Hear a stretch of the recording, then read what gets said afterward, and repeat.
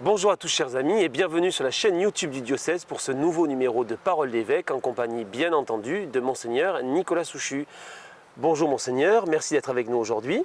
Bonjour et bonjour à tous ceux qui nous écoutent. Monseigneur, pour commencer, j'aimerais faire un petit point avec vous sur l'avancée de notre synode diocésain. Nous sommes le 15 avril et aujourd'hui s'achève le premier travail des 259 équipes synodales qui se sont constituées depuis maintenant plus de 3 mois. Dès le 1er avril, le secrétariat général avait reçu près de 500 propositions, sachant que la majorité des équipes n'a pas encore envoyé le fruit de sa réflexion. Vous vous attendiez à un tel succès ? Eh bien, quand il y a eu 100 équipes synodales, on était déjà content. Lorsqu'on a eu 200, c'était formidable. Et je crois que maintenant, c'est même un petit peu plus que 260. Donc, il y a des équipes qui, jusqu'au bout, se mettent en route. Ce qui fait que peut-être que tous les résultats des équipes ne vont pas être montés forcément pour le 15 avril. Mais peu importe, le principal, c'est qu'il y ait vraiment un élan dans ce synode diocésain, dans cette partie très importante où le peuple de Dieu, qui est dans le département des Landes, eh bien, puisse réfléchir aux questions qui ont été posées, qui sont celles du synode. Et ensuite, il va y avoir bien sûr tout un travail, puisque plus il y a d'équipes, plus il y a de propositions. Vous venez de le dire, Monseigneur, justement, ça va être maintenant un gros travail pour le secrétariat général du synode. Alors, comment l'ensemble des propositions va-t-elle être travaillée et quelle est la suite à donner maintenant pour notre synode ? Alors, des binômes se sont déjà constitués depuis un certain temps par rapport aux 10 thèmes qui sont prévus, de façon à ce que ces binômes puissent étudier dans chacun des thèmes ce qui revient, ce qui peut-être est plus ou moins important, ce qui est de l'ordre vraiment d'une orientation qui peut aider le diocèse dans les 5 ans qui viennent, ou au contraire quelque chose qu'on peut mettre en application sans qu'il y ait forcément eu besoin d'un synode. Donc ça va être un travail immédiat, de façon à préparer l'Assemblée synodale du mois de novembre, qui, elle, aura pour objectif, à partir de tout ce qui aurait été commun, tout ce qui sera revenu, peut-être de ce qui manque, on verra la manière les résultats qui seront donnés, et bien que l'Assemblée du mois de novembre puisse, elle, dire, ben voilà, ça, c'est vraiment quelque chose qu'il faut qu'on travaille. Donc, on va affiner le travail. Ça, c'est peut-être quelque chose qu'on a peut-être moins besoin. Et puis, on mettra dans un cahier, pour que vraiment tout soit reçu, toutes les indications qui sont données, mais qui ne font pas l'objet forcément d'une réflexion de l'Assemblée synodale pour un vote, pour une orientation. Et après l'Assemblée synodale de novembre, les équipes synodales pourront se retrouver en janvier-février l'année prochaine pour vraiment affiner les choses de façon à faire des propositions qui elles-mêmes arriveront à être votées par l'Assemblée synodale de mai pour être promulguées ensuite par l'évêque. Alors il y a 15 jours, Monseigneur, pendant la vigile pascale, une trentaine d'adultes et environ 25 adolescents, sans oublier un certain nombre d'enfants, ont été baptisés dans notre diocèse. Comment accueillez-vous ce dynamisme de notre catéchuménat et des baptêmes, donc des adultes, des adolescents et aussi des enfants ? J'accueille évidemment avec joie et un peu stupéfaction, parce qu'on se demande des fois d'où est-ce que les catéchumènes ont pu réussir à frapper à la porte de l'Église. Alors c'est général en France. Dans notre diocèse, en fait, les chiffres pour les adultes restent les mêmes, sauf que, particulièrement cette année, les catéchumènes sont jeunes, c'est-à-dire ça va entre 18 et 40 ans, 45 ans. Voilà. Donc ça, c'est quand même un élément très important.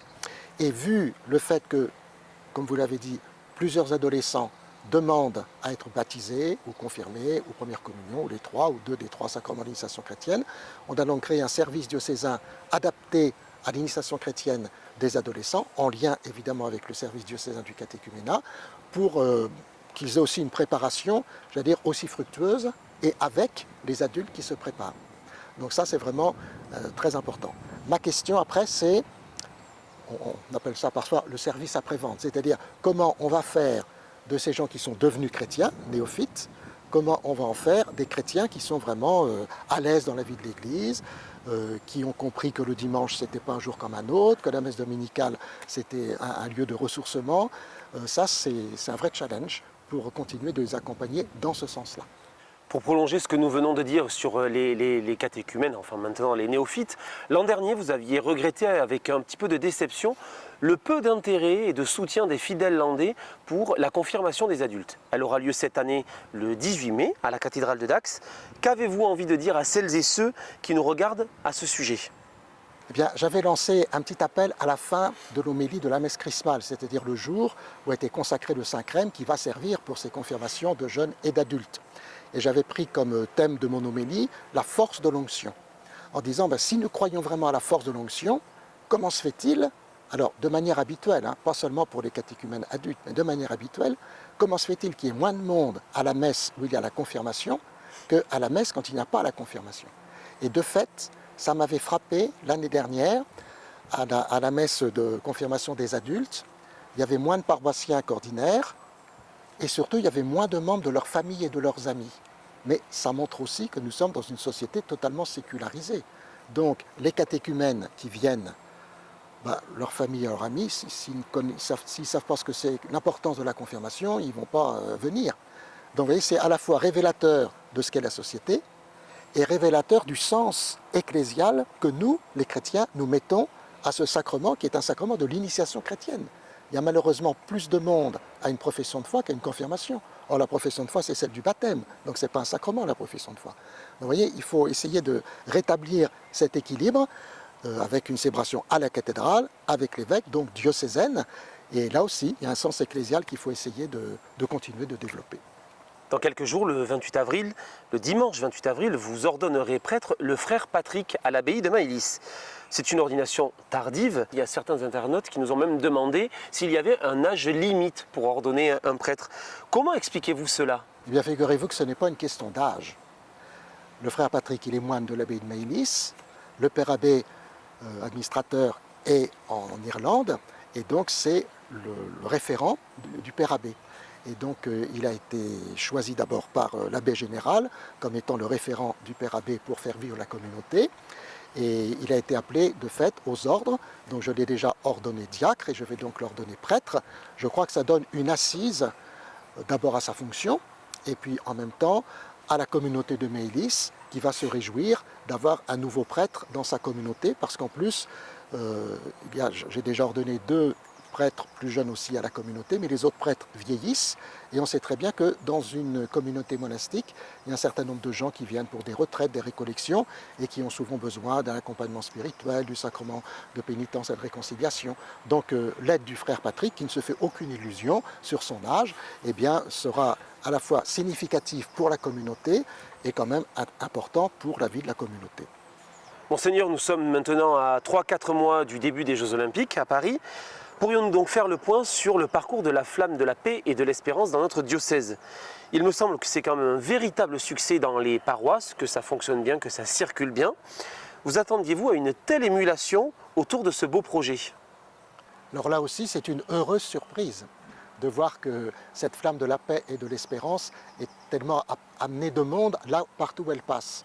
Alors ce qui est intéressant de mon point de vue, c'est que elle ne vient pas simplement chez les chrétiens. Elle va dans les clubs sportifs, dans les maisons de retraite. Il y a des municipalités qui sont prises au jeu, qui organisent des concerts. Une fois, elle a traversé une commune sur un tracteur.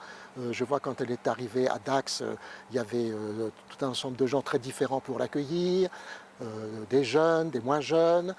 Et puis alors, il faut avouer que le thème de la paix et de l'espérance, c'est aussi un thème qui est très fondamental pour aujourd'hui parce qu'elle a commencé à tourner cette flamme de la paix et de l'espérance fin septembre et puis la guerre avec le Hamas et Israël a commencé le 7 octobre et donc depuis on est quand même très sensible à ça. Il y a la guerre en Ukraine, il y a d'autres pays qui sont en guerre, on est en situation quand même difficile et donc c'est un thème tout à fait moteur. Alors moi personnellement je suis très heureux parce que c'est ma devise épiscopale, paix et espérance, mais en même temps c'est surtout que cette flamme elle permet de donner du punch et des rencontres très importantes à l'occasion des Jeux Olympiques, puisque nous n'aurons pas la chance d'avoir la flamme olympique qui passera chez nous. Voilà.